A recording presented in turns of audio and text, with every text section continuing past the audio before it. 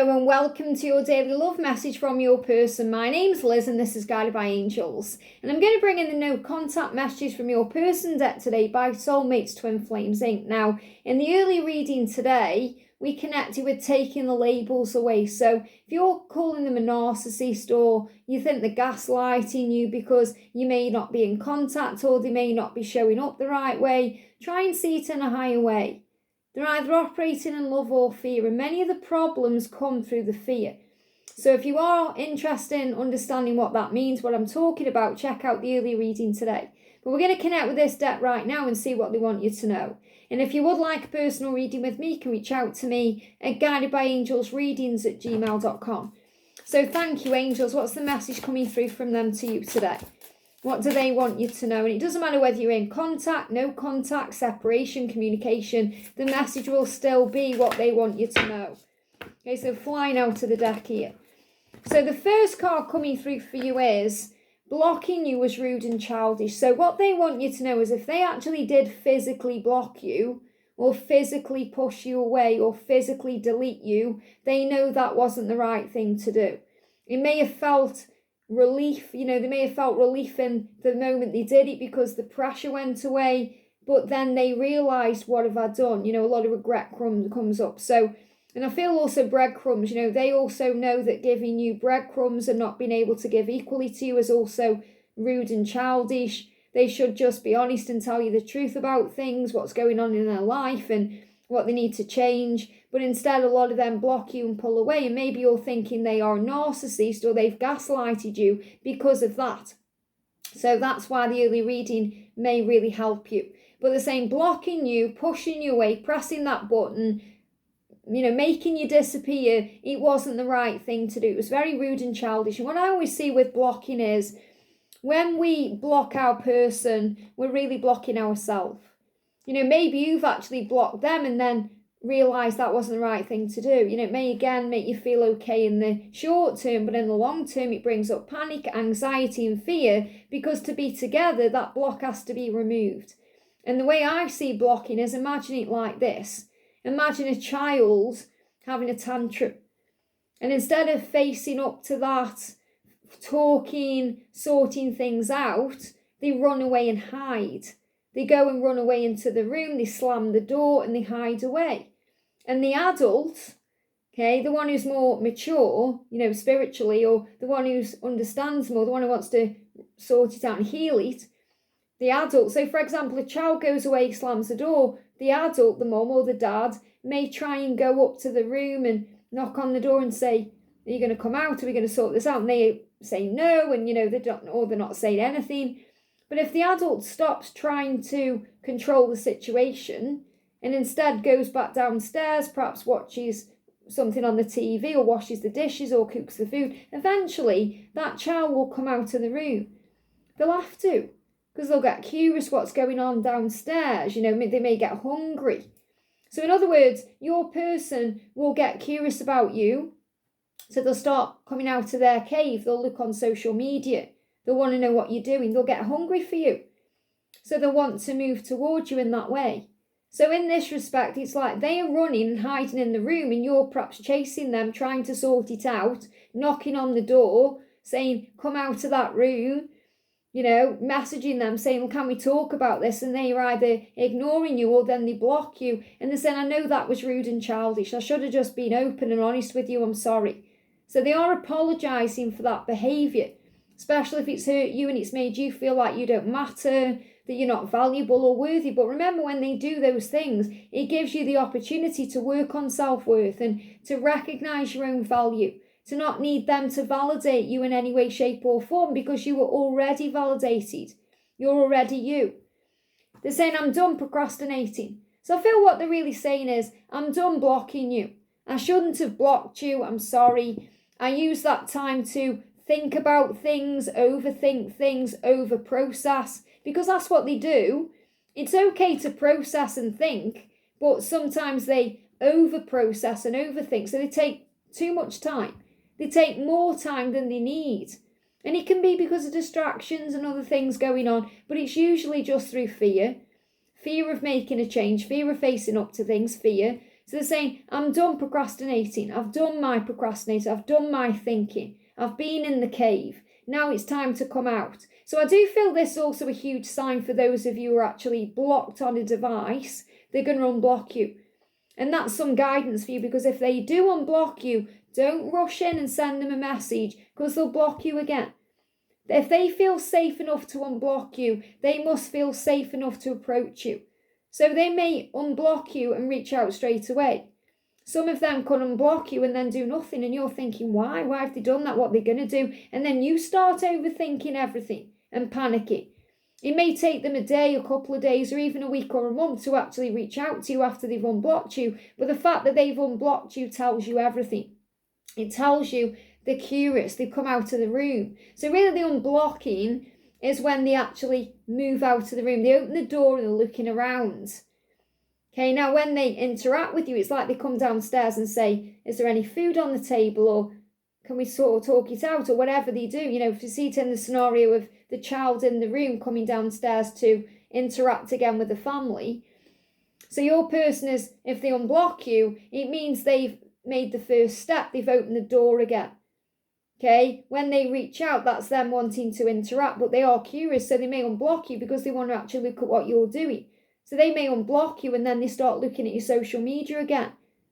And they may start, interacting with you like it may be a small thing, like they may like a picture or something like that. But I feel what this message is about is they've done their processing and they've done too much of it, and now they want to move forward. So they want to unblock you, they want to come forward. They give me fear there, so let go of fear. Seeing your face makes my heart melt. So the first thing they're going to do when they unblock you is look at your picture, and it's going to melt their heart. You melt their heart, or maybe you've shared something and it melts their heart. And your energy does that naturally.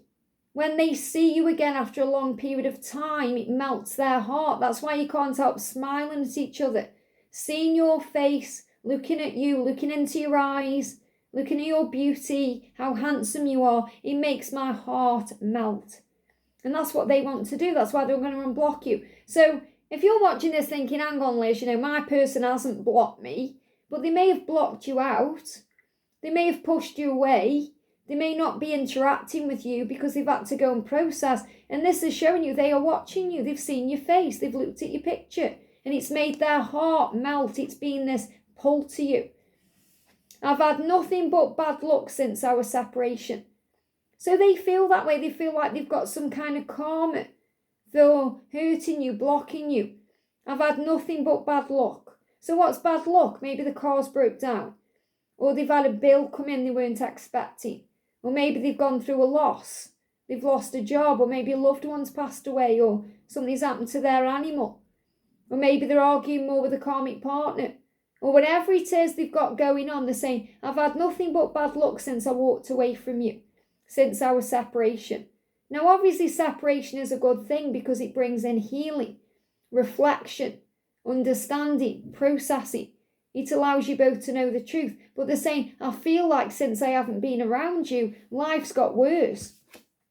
And I promise to make quality time with you a top priority. Now, I love that this card's come out on its own. All the other cards jumped out in a clump. This one come out by itself. So it's like they're saying, I promise I'm going to make you a priority. So it's like they're finding their independence. This card was independently on its own. So it's like they're finding their independence away from whatever they are in or dealing with to be able to make you their top priority. Because you already are. You may not feel that way because they've blocked you or because of their behaviour, but you already are at the top of their list. Now they're going to show that to you. I promise to make you top priority. I promise I'm going to show that to you that you already are. I promise to make quality time with you.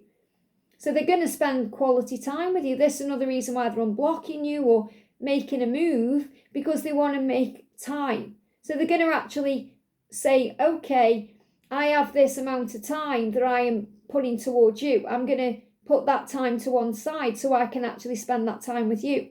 So obviously when you're together, they're going to be making you a top priority anyway when you are actually in union. But this is about what they want to do now. If you think, oh, they've just given me a few breadcrumbs, an hour here and there, or not even an hour, maybe thinking this give me 20 minutes when they can, or they give everyone else priority. Maybe they look at everyone else's messages before me.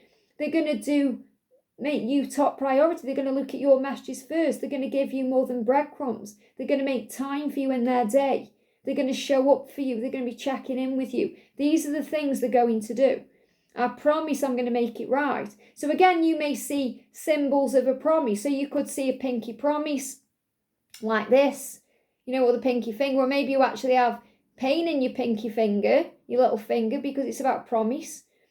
Definitely if they've broke promises to you, they may cut their little finger or have issues with the nails or things like that. And you may be picking up on that as an ascension symptom. You may see this symbol, which is a sign of a promise. Maybe you see that ring, which is also a sign of a promise of a ring. We spoke about that in yesterday's reading. They show me feathers or angel signs, a sign of a promise coming to you. But ultimately, they are saying, I want to make it right. Now, before I go, I want to connect with what they are actually thinking is going wrong in their life. They're saying, I've had nothing but bad luck since our separation. So I want to bring in Mystic Moon's deck for this, calm as a bee. Calm as a biatch, okay? So what karma have they been going through since they've been apart from you, or when they've blocked you, or what have they been dealing with? Just to see what they want to say. Now, obviously, it's not all going to be about these things. This could even just be about the way they see things. But I feel they've had bad luck, like things have just been going wrong, like flat tires or waking up late or, something like that. Maybe they've, gone in the bathroom and there's no toothpaste left. It could be something silly like that. And they're like, oh, it's bad luck. We've got washed up, being the old guy at the bar. So they feel alone. They feel very alone. And what they are worrying about is, if they continue what they're doing, they're going to be old and alone. So for those of them who are currently single, they're worried that if they don't make a move, you're going to move on and they're going to be left on their own for the rest of their life. They're going to be that single man or woman at the bar drowning the sorrows. Okay, they're saying, I don't want to be washed up. I don't want to be left alone. I don't want to be stuck in this situation, not thriving in my life. And they may feel washed up. They may feel like, I'm alone, I'm aging, the time is ticking. We've got black sheep cast out to the wolves. So they may feel like they are arguing with people, or they're feeling isolated. So they may feel, since they've been out, apart from you, that they are isolated from you, so they don't know what's going on in your life. So they're also hurting because of that, because they want to know what you're doing. They want to be a part of your life. And they may feel like you've blocked them. Maybe you've blocked them. You may turn this around to you. You could be the one that's blocked them. But that's also a sign to unblock them, because when you're blocking your person, as I said, you're blocking yourself. There's other ways to deal with these, like having self-control to not check their social media, or to go and do something other than checking up on what they're doing. And it can drive you crazy. Maybe you need to delete that particular app, or delete their number, or whatever it is, to feel at peace. But what they're going through is they feel out in the cold. And I feel they're also isolating. So they may also feel like, since you've been in separation, they are more moody. They could be arguing with people in their life, and people aren't wanting to spend time with them. So they could be isolating themselves from family and friends. And we've got shady, being taken advantage of in a bad business deal. So they may have had a financial thing go wrong. They may have had worries or issues at work. They may have had something happen to them in business. And it's all because they feel like they've created shady behaviour. They feel like they've let you down. They've messed you around. They've been shady. They may have been wearing a mask, lying. And they feel like it's taken a toll on them physically, emotionally, and in their business too.